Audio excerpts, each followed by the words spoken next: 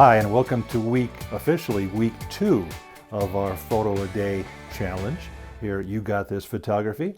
I hope that you've been enjoying this little adventure as you've gone out daily and looked for and captured your photo of the day. I know that it can be a lot of fun just to be out there looking around, get a little exercise and be in the sunshine, hopefully, where you are, and just having some fun. So I challenge you to continue doing this. Now, last week we talked about making it into a habit. So now you're about 9 days into the habit if you started with this last week. So keep going, keep looking through your calendar, making sure you have things that you can shoot on your calendar or plan that time so you can take care of those things. But I want to talk today about those times when there's just nothing on the calendar. What can we shoot today? And this happens frequently. I mean, my week is pretty busy. And so typically I've got something I can shoot, but not every day of the week. And so I, just like you, might be asking yourself the question, what am I going to shoot today? And it happens frequently. So I'm going to give you some ideas here on what you might be able to do to help fill those days when you have nothing really to work on. A photo a day challenge is very much like a treasure hunt, and you need to find your photo. That's the term I use an awful lot. Where am I going to find my photo today? Where can I find this? Where can I locate this? And so really, you need to act as if it's a treasure hunt and be open to wandering about or looking in places that you would not typically go or look.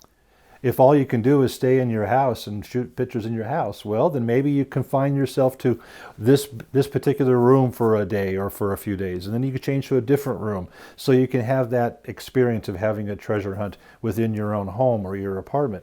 But if you're working or you have a vehicle or you have means of getting around in some way, a train or a bus, whatever, you can expand your horizons and look for the opportunities in a lot of other different places.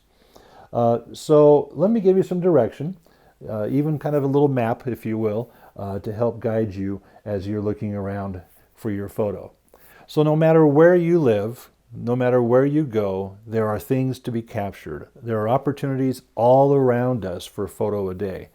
It's amazing. They will pop up at you, but you do need to look, you do need to search. So the key there is to just look, to have an artistic eye, so that when you're out and about looking for that subject, your eye will see things from an artistic point of view or through the camera lens point of view. And you'll say, oh, there's an idea. Oh, there's an idea. So I went out today for a few errands and I decided to shoot a few scenes while I was out and about.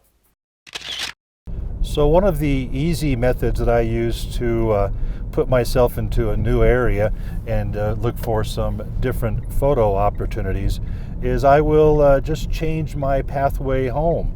Rather than going on the same streets, same route all the time, I'll just make a little detour here and there.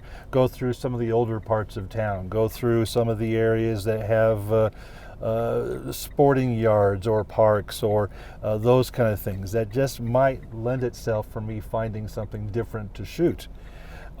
I do this, of course, on just those days I have nothing planned. I don't do that all the time.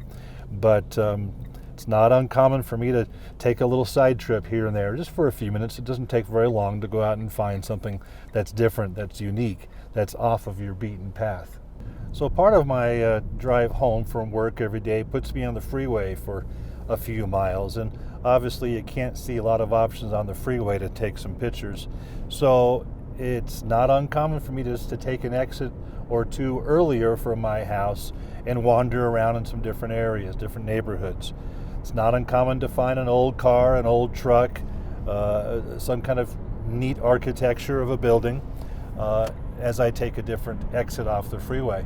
So just get involved, look around, take yourself off of your normal pathway, and chances are you will find an option for a wonderful photo of the day. All right, you do that. So this is a little pond that's in an industrial area, just really off the freeway, only a few blocks from the freeway. And I've stopped here many times before looking for opportunities. I've shot many ducks here with a camera, of course, in these ponds. It's kind of fun. Over here in the field, there's an old bus and an old car over there I've shot before. So it's just, out looking for something different all the time, every day, if I've got nothing else planned, to find something unique and pretty cool. You can do this too. When you're out and about, it's great to look at old alleys. If you're around some part of town that's got some alleyways, you can find a lot of really cool looks in those alleys. I love the old bricks, love the old walls. Here we have a nice good old Volkswagen bus that's here. So look around, just wander through some of the back alleys of town and find something that might be cool to shoot. Speaking of cool, it's going to start snowing here any moment now, so I won't be here very long. So when you're out looking about the alleyways, look from a high angle for a while, look at a low angle, go around an object a couple times, just take a look at how different it might be from different perspectives, because you want to be able to see things from different ways. You might come back to the same location in a couple days or next week and shoot a shot that you liked, but you wanted to wait for a different day, maybe better weather or whatever it might be. But just look around, have some good artistic observation as you're looking at things.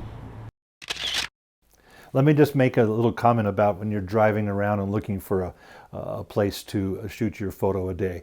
Remember safety first. So don't be breaking your neck looking for places while you're driving. It's much nicer just to pull off to the side of the road and look around for different things to help you find that location for the day. So be very, very careful out there in traffic or what you might be doing. Just be aware of what's going on around you and be safe. Be safe while you're out and about. Another trick that is a pretty good idea is that, typically we move into a house, we move into a neighborhood, we live where we live, but we don't even really know what's all around us. So I would encourage you to hop on our friend Google, look at a Google map of your area, and it may be just of a few blocks around you, or it may be half the city, depending on where you live. But look at a Google map and identify all the different points of interest that you might find on that map. It could be city parks, it could be any kind of state park or a national park even in some areas. It might be museums, it may be art centers, maybe some old historic buildings, or even just some more historic neighborhoods. And those could be great places to go and shoot pictures of homes or other types of architecture that has a real old-fashioned look. So I'd recommend you do that. But you go back to this Google map and you identify and circle and mark all these different areas around you. You will be surprised, literally, of how many different spots there are around your neighborhood or around your part of the city. And then when you kind of go through those, then make a bigger map or go to a different map or a different part of the city and find places that you might be able to go to, because that will help you as you then search for your photo a day. Because again, you're going to have those days when nothing's going on and you're going to say, what am I going to shoot today? And we don't want to see your big toe every week. So please go out and find some new places. And this is kind of a side benefit of doing a photo a day challenge. It gets you out. It gets you into the neighborhoods. It gets you learning things and seeing things that you're not familiar with in your own neighborhood. So it's a good thing to go out and do this for a lot of reasons. You could even consider taking a bus ride or a subway ride or a train if you have those in your area. And then just go out to a different location and just find some places that you would like to look at and shoot pictures at. And then come right back on that mode of transportation. It's nice to be able to get away and have some time with yourself or even with the family. Take the family with you if you like and take some pictures in these different locations. I will sometimes dedicate a Saturday or a weekend, or even a few hours and just do a little mini road trip and drive out to some little area around the area that's not in my normal day-to-day routine. Where I live here in the mountains of Utah, there are many small little cities or towns, if you will, that have very, very old historical roots. And so taking a little 2 or 3 hour day trip and going out and finding these different locations certainly gives you a lot of opportunities to find one photo. And typically I'll shoot there for an hour or two and just do different things. But enjoy the photography in those areas and continue to learn and use my skills. So as we begin now the official second week of the photo a day, Just a reminder, please hashtag your photos, and we're seeing that already from people who are in the challenge. Hashtag it, you got this PAD. That way we can see it. You might be surprised. We will like it and we'll make comments on your photos from your hashtag. Also, please join our Facebook group. We have a You Got This Photography page, which you could join and be a member of, and we can share comments and share ideas there. We also have a Facebook group which is dedicated specifically to the Photo a Day Challenge. So you can go there and you can then post your best photo of the week in our galleries there. So don't post everything there. We can see your pictures through your hashtags daily, but post your best, favorite, greatest, most awesome, cool photo of the day from this past week on that Facebook group page.